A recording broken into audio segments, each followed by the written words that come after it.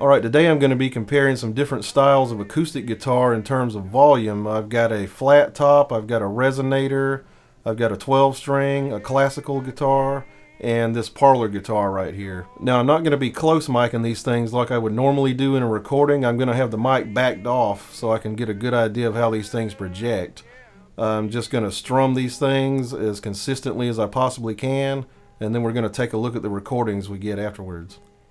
So here I've got just a common steel string flat top. This is an auditorium body on this thing. It could be bigger, but we're going to see how it stacks up.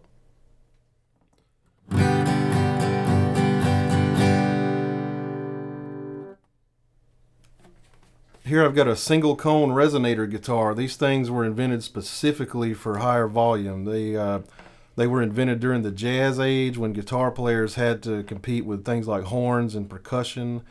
And they started putting these aluminum cones inside of them to get more volume.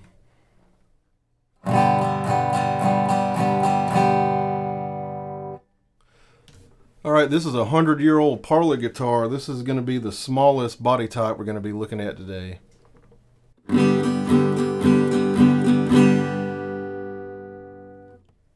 Here we have a classical guitar with nylon strings on it. Now, Spanish gypsies made these louder by basically beating the hell out of them in a controlled manner, and that's how we got flamenco music.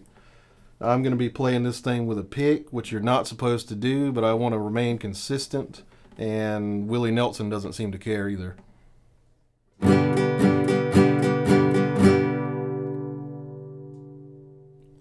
And here's a 12-string acoustic. These things usually have pretty big bodies on them, and there's double the strings, so we'll see how it stacks up.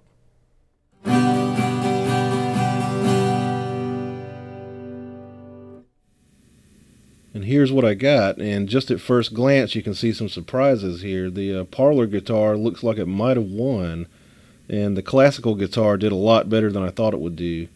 You'll notice on both of those guitars that the beginning of the strum is louder and then it dies off quicker. And that's to be expected from both of those guitars. Neither of those have very good sustain. The other three guitars look pretty similar, but it looks like the flat top might have come in last. So what I did is I selected similar portions of each of these waveforms and I looked at the average RMS power. It basically gives you the overall loudness of the wave as a whole. You can think of that as the average volume of the file, really. And you can see here that the Parlor guitar actually won by a long shot, so bigger isn't always better. That's kind of surprising here. And the classical came in second. I couldn't believe that either. Classicals are supposed to be pretty low volume, you know.